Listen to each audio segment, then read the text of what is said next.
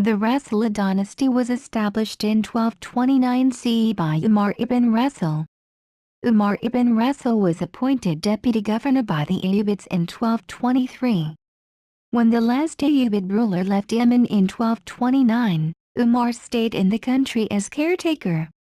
He subsequently declared himself an independent king by assuming the title al-Malik al-Mansur, the king assisted by Allah. 90 Umar established the Rasulid dynasty on a firm foundation and expanded its territory to include the area from Dhofar to Mecca. 91 Umar first established himself at Zabid, then moved into the mountainous interior, taking the important highland center Sana'a. However, the Rasulid capitals were Zabid and Taiz. He was assassinated by his nephew in 1249. 89 Umar's son Yusuf defeated the faction led by his father assassins and crushed several counterattacks by the Zaydi Imams who still held on in the northern highland. It was mainly because of the victories which he scored over his rivals that he assumed the honorific title al-Muzaffar, the victorious. 92 After the fall of Baghdad to the Mongols in 1258, al-Muzaffar Yusuf I appropriated the title of Caliph.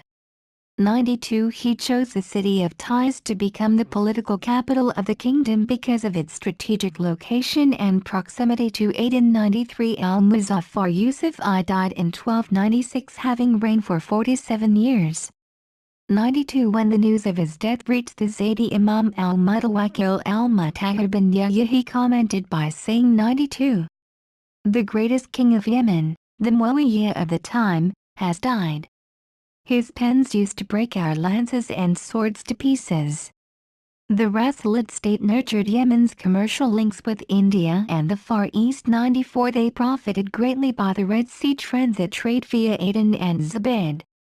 89 The economy also boomed due to the agricultural development programs instituted by the kings who promoted massive cultivation of palms.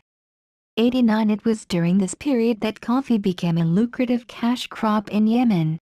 95 The Rasulid kings enjoyed the support of the population of Tama and southern Yemen while they had to buy the loyalty of Yemen's restive northern highland tribes. 89 The Rasulid sultans built numerous madrasas in order to solidify the Shafi'i school of thought, which is still the dominant school of jurisprudence amongst Yemenis today. 96 Under their rule, Taiz and Zabid become major international centers of Islamic learning. 89 The kings themselves were learned men in their own right who not only had important libraries but who also wrote treatises on a wide array of subjects, ranging from astrology and medicine to agriculture and genealogy. 93. The dynasty is regarded as the greatest native Yemeni state since the fall of pre-Islamic Emirate kingdom. 97 They were, of course, of Turkic descent. 98 But claimed an ancient Yemenite origin to justify the rule. The Rasulids were not the first dynasty to create a fictitious genealogy for political purposes, nor were they doing anything out of the ordinary in the tribal context of Arabia. 99 By claiming descent from a solid Yemenite tribe, the Rasulid brought Yemen to a vital sense of unity in an otherwise chaotic regional milieu. 99 They had a difficult relationship with the Mamluks of Egypt because the latter considered them a vassal state.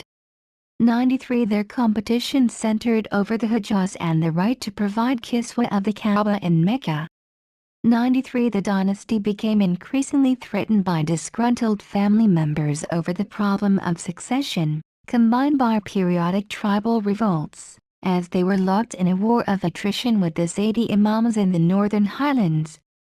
89 During the last 12 years of Rasulid rule, the country was torn between several contenders for the kingdom. The weakening of the Rasulids provided an opportunity for the Banu Tayyar clan to take over and establish themselves as the new rulers of Yemen in 1454.